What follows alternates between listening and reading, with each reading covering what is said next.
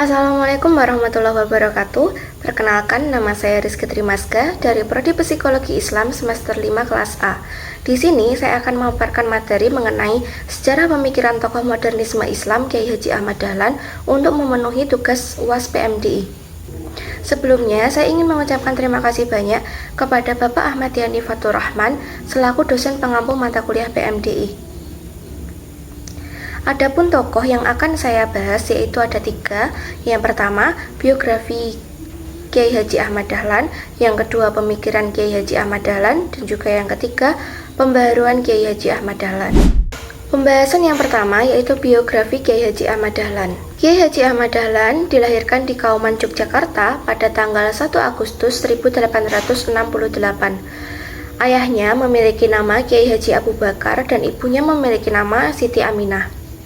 Sebelum berganti nama menjadi Ahmad Dahlan, beliau diberi nama orang tuanya dengan nama Muhammad Darwis. Dan apabila dilihat dari silsilah nasab ayahnya, beliau merupakan keturunan ke-12 dari Maulana Malik Ibrahim. Pada tahun 1888, Muhammad Darwis pergi menunaikan ibadah haji dan menetap di sana selama 5 tahun. Hal itu dilakukan karena beliau ingin memperdalam ilmu agama Islamnya di sana. Pada kesempatan itu pula, gurunya yang bernama Sayyid Bakri memberikan nama Muhammad Darwis menjadi Ahmad Dahlan.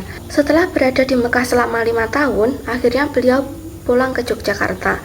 Tetapi tidak lama setelah itu, beliau kembali lagi ke Mekah dan akhirnya menetap lagi di sana selama 3 tahun untuk memperdalam ilmu agamanya kepada sang guru yaitu Syekh Ahmad Khotib yang merupakan guru Kiai Haji Hasyim Asy'ari. Ahmad Dahlan adalah seorang yang lebih bersifat pragmatikus. Beliau menekankan pada murid-muridnya semboyan sedikit berbicara, banyak bekerja. Beliau dikenal sebagai pemimpin yang demokrat, terbuka, serta sangat menghargai kaum manapun. Kiai Haji Ahmad Dahlan meninggal pada tanggal 23 Februari tahun 1923 saat usia 55 tahun. Pembahasan yang kedua yaitu pemikiran Kiai Haji Ahmad Dahlan. Yang pertama ada pada bidang keagamaan. Hal ini dilatar belakangi oleh keprihatinannya yang melihat realita masyarakat Islam pada waktu itu hidup seperti di masa jahiliyah. Mereka menjalankan ibadahnya banyak dipengaruhi oleh unsur-unsur syirik, tahayul, khurafat, dan juga bid'ah. Pada saat itu, umat Islam memeluk agama Islam itu bukan karena keyakinan hidupnya, tetapi sebagai kepercayaan hidup yang diturunkan dari nenek moyangnya yang telah bercampur dengan ajaran-ajaran animisme, dinamisme, dan juga Hinduisme.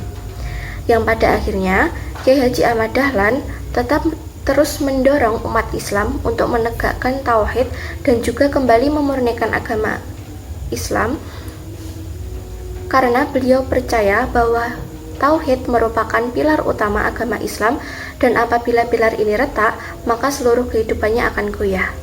Pemikiran Kiai Haji Ahmad Dahlan yang kedua yaitu di bidang pendidikan. Semasa hidupnya, Kiai Haji Ahmad Dahlan itu pernah mengajar agama di kampungnya dan juga di sekolah negeri untuk calon para guru. Pada tanggal 1 Desember 1911, Kiai Haji Ahmad Dahlan mendirikan Sekolah Ibtidaiyah Diniyah Islamiyah sebagai bagian dari usahanya untuk meningkatkan pendidikan Islam. Pendidikan saat itu mengalami perubahan besar karena pembaharuan yang dilakukan Kiai Haji Ahmad Dahlan, yaitu dengan mengganti sistem pendidikan yang awalnya ilmu agama dan ilmu umum ini terpisah, kemudian diintegrasikan menjadi satu lembaga pendidikan. Selanjutnya, pada tahun 1918, Kiai Haji Ahmad Dahlan bersama Muhammadiyah mendirikan sebuah organisasi yaitu bernama Hizbul Wathon. Dia merupakan organisasi pertama di Indonesia yang menjadi ciri khas di lembaga pendidikan Muhammadiyah. Pemikiran yang ketiga yaitu di bidang sosial dan politik. Kiai Haji Ahmad Dahlan ini tidak hanya terkenal sebagai seorang ulama, tetapi juga dikenal sebagai seseorang yang sangat berpandai untuk bersosialisasi dan juga bergaul. Beliau selalu terlibat dalam organisasi nasional Budi Utomo, Jamiat Khair, dan juga Sarekat Islam. Pemikiran sosial Muhammadiyahnya memandang bahwa suatu masyarakat tidak akan bisa maju apabila hanya mengandalkan kerja satu individu saja. Makanya, suatu aktivitas itu akan dapat memberikan manfaat secara lebih luas apabila dikelola secara bersama-sama. Nah, dari sini peranan organisasi akan menjadi keniscayaan dalam mewujudkan cita-cita bersama memajukan bangsa. Pembahasan yang terakhir yaitu pembaharuan Kiai Haji Ahmad Dahlan.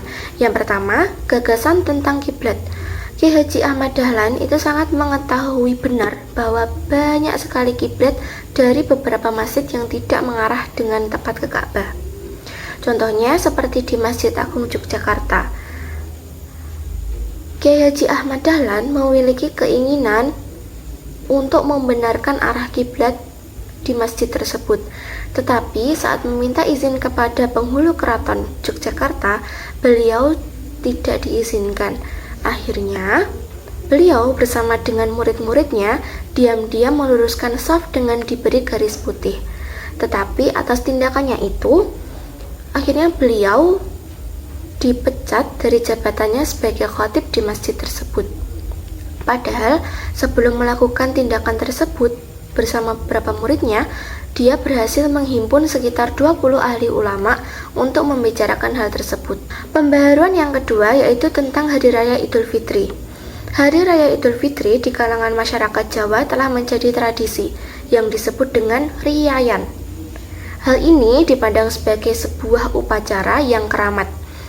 Karena pada pusat kesultanan upacara ini itu dilakukan upacara yang disebut dengan grebek pasa, yaitu upacara yang dilaksanakan untuk merayakan rasa syukur karena telah berhasil menunaikan ibadah puasa selama bulan Ramadan.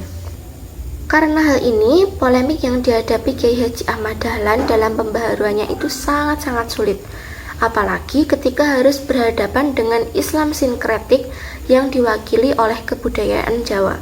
Tetapi hal itu tidak akan pernah menghalangi Kiai Haji Ahmad Dahlan dalam menghilangkan segala bentuk tindak khurafat dan juga bid'ah di kalangan masyarakat tradisional seperti itu. Pembaharuan yang ketiga yaitu penolakan terhadap bid'ah dan juga khurafat. Sebelum hadirnya Kiai Haji Ahmad Dahlan, kalangan Islam tradisionalis ini sangat menyemarakkan pergumulan Islam di Jawa. Mereka cenderung tidak bisa membedakan antara ajaran dan juga non-ajaran.